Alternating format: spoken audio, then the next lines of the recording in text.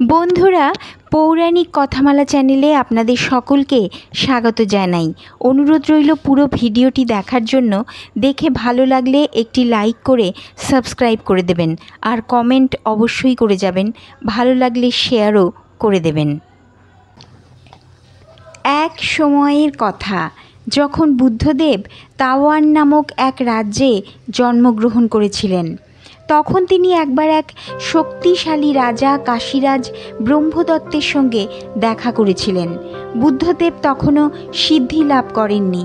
তিনি তখনও কেবল একজন বোধিসত্ত্ব হিসেবে তাঁর ধর্মপথে অগ্রসর হচ্ছিলেন। কাশীরাজ ব্রহ্মদত্ত ছিলেন এক শক্তিশালী ও প্রভাবশালী রাজা। তার রাজ্যের সীমান্তে বহু সংখ্যক রাজ্য ছিল এবং তার ক্ষমতা সারা দেশে প্রশংসিত ছিল। কিন্তু তিনি ছিলেন অত্যন্ত উদ্ধত ও অহংকারী। রাজা বিশ্বাস করতেন যে তার শক্তি এবং ক্ষমতা অপ্রতিরোধ্য। তিনি কোনো ধর্মীয় বা নৈতিক বিধান মানতেন না এবং নিজের ইচ্ছামতো শাসন করতেন।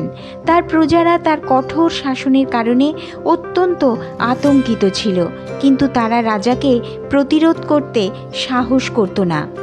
এই অবস্থায় বোধিসত্ত্ব একজন সাধুরূপে কাশীরাজের রাজ্যে প্রবেশ করলেন।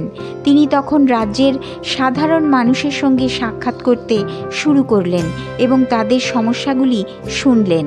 তিনি জানতে পারলেন যে রাজা অত্যন্ত কঠোর এবং তার অত্যাচারের কারণে প্রজারা অত্যন্ত কষ্টে দিন কাটাচ্ছে। তিনি ভাবলেন যে এই রাজাকে ধর্মের পথে নিয়ে আসা উচিত, যাতে তিনি তার প্রজাদের সঙ্গে মানবিক আচরণ করেন। বোধিসত্ত্ব ঠিক করলেন যে তিনি রাজাকে ধর্মের পথ দেখাবেন। একদিন রাজপ্রাসাদের প্রধান গেটে গিয়ে তিনি উপস্থিত হলেন। সেখানে দ্বাররক্ষীরা তাকে বাধা দিতে চেষ্টা করল, কিন্তু বোধিসত্ত্ব তাদের কাছে শান্ত স্বরে বললেন, আমি একজন নিরীহ সাধু। আমি কেবল রাজাকে একটি গুরুত্বপূর্ণ শিক্ষা দিতে চাই। দয়া করে আমাকে তার কাছে নিয়ে চলুন। দ্বাররক্ষীরা বোধিসত্ত্বের শান্ত উপস্থিতি এবং আশ্চর্যজনক ব্যক্তিত্বে মুগ্ধ হয়ে গেল এবং তাকে রাজপ্রাসাদের ভিতরে নিয়ে গেল।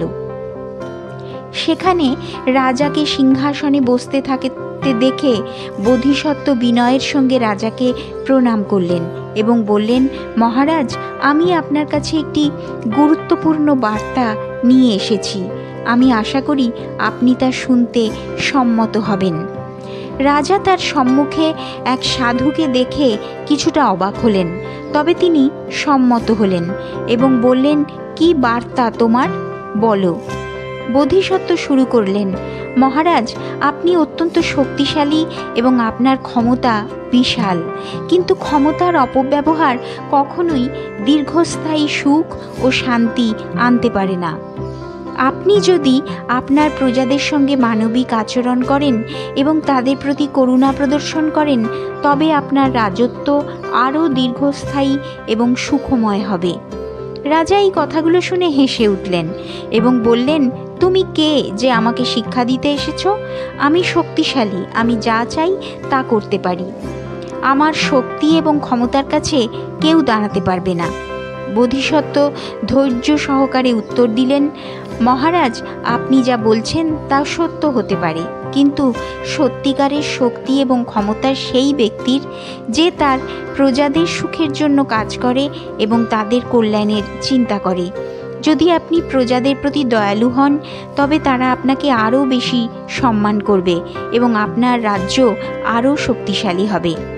রাজা ব্রহ্মদত্ত ছিলেন অত্যন্ত উদ্ধত এবং বোধিসত্ত্বের কথা শুনে বিরক্ত হলেন। তিনি বললেন, আমি তোমার এই অবান্তর শিক্ষা শুনতে আগ্রহী নই। তুমি এখান থেকে চলে যাও, নইলে আমি তোমাকে শাস্তি দেব। বোধিসত্ত্ব বুঝলেন যে রাজা এত সহজে তার অহংকার থেকে সরে আসবেন না। তিনি রাজাকে সসম্মানে প্রণাম করে প্রাসাদ ত্যাগ করলেন এবং ভাবলেন যে তাকে অন্য কোনো উপায়ে রাজাকে শিক্ষা দিতে হবে। কিছুদিন পর কাশীরাজের রাজ্যে এক ভয়াবহ দুর্ভিক্ষ দেখা দিল। রাজ্যের ফসল বিনষ্ট হলো এবং প্রজারা খাদ্যাভাবের কারণে কষ্টে পড়ল। রাজা ব্রহ্মদত্ত চিন্তিত হয়ে পড়লেন, কারণ তার রাজ্য ক্রমেই দুর্বল হয়ে পড়ছিল। তিনি তার মন্ত্রিসভাকে ডাকলেন এবং উপায় খুঁজতে বললেন। মন্ত্রিসভা নানা ধরনের পরামর্শ দিল, কিন্তু কোনোটি কার্যকর হলো না। প্রজারা ক্রমে ক্রমে ক্ষুধার্ত ও দুর্বল হয়ে পড়ল এবং রাজ্য জুড়ে এক ধরনের অসন্তোষ সৃষ্টি হলো। এই সময়ে বোধিসত্ত্ব আবার রাজপ্রাসাদে ফিরে এলেন এবং রাজাকে বললেন, মহারাজ, আপনি যদি আপনার প্রজাদের প্রতি করুণা প্রদর্শন না করেন তাহলে এই দুর্ভিক্ষ কেটে যাবে না। আপনার প্রজারা যদি ক্ষুধায় মরে তবে আপনার রাজ্য ধ্বংস হয়ে যাবে। আপনি যদি এই দুর্যোগ থেকে মুক্তি চান তবে আপনার প্রজাদের প্রতি দয়া প্রদর্শন করুন এবং তাদের প্রয়োজনীয় সাহায্য প্রদান করুন। রাজা ব্রহ্মদত্ত এবার বোধিসত্ত্বের কথায় কিছুটা চিন্তিত হলেন। তিনি জানতেন যে তার রাজ্যে দুর্ভিক্ষের কারণে পরিস্থিতি ক্রমশ খারাপের দিকে যাচ্ছে। তিনি বোধিসত্ত্বের পরামর্শ মেনে প্রজাদের প্রতি করুণা প্রদর্শন করার সিদ্ধান্ত নিলেন। তিনি রাজ্যের খাদ্য ভাণ্ডার খুলে দিলেন এবং প্রজাদের মধ্যে খাদ্য বিতরণ শুরু করলেন। এছাড়া তিনি কর হ্রাস করলেন এবং প্রজাদের আর্থিক সহায়তা দিলেন। কিছুদিনের মধ্যে রাজ্যের পরিস্থিতি উন্নত হতে শুরু করল। প্রজারা রাজার দয়ায় সন্তুষ্ট হয়ে তাকে প্রশংসা করতে লাগল। তারা আবারও নিজেদের কাজে মনোযোগ দিল এবং অল্প দিনের মধ্যেই রাজ্যের অর্থনৈতিক পরিস্থিতি উন্নত হতে লাগল। রাজা ব্রহ্মদত্ত বুঝলেন যে বোধিসত্ত্বের পরামর্শই তাকে এই দুর্যোগ থেকে মুক্তি দিয়েছে। তিনি বোধিসত্ত্বকে তার রাজ্য রক্ষক এবং প্রধান উপদেষ্টা হিসেবে নিযুক্ত করলেন। বোধিসত্ত্ব তার প্রজ্ঞা ও নৈতিকতা দিয়ে রাজাকে শাসন এবং প্রজাদের কল্যাণে কাজ করতে সাহায্য করতে লাগলেন। ধীরে ধীরে রাজা ব্রহ্মদত্ত তার আগের উদ্ধত এবং অহংকারী মনোভাব পরিবর্তন করে একজন দয়ালু এবং প্রজাহিতৈষী শাসক হয়ে উঠলেন। তার শাসনে রাজ্য আবারও সমৃদ্ধ হলো এবং প্রজারা সুখী এবং শান্তিতে বসবাস করতে লাগলো। বন্ধুরা, এই গল্পের মাধ্যমে বোঝা যায় যে ক্ষমতা এবং শক্তির প্রকৃত ব্যবহার তখনই সফল হয় যখন তা মানবিকতা এবং প্রজাদের কল্যাণের জন্য ব্যবহৃত হয়। অহংকার এবং আত্মম্ভরিতা কখনোই স্থায়ী সুখ বা সাফল্য আনতে পারে না। একজন সৎ এবং প্রজাহিতৈষী শাসক তার প্রজাদের ভালোবাসা এবং শ্রদ্ধা অর্জন করে এবং তার শাসন আরও শক্তিশালী এবং দীর্ঘস্থায়ী হয়।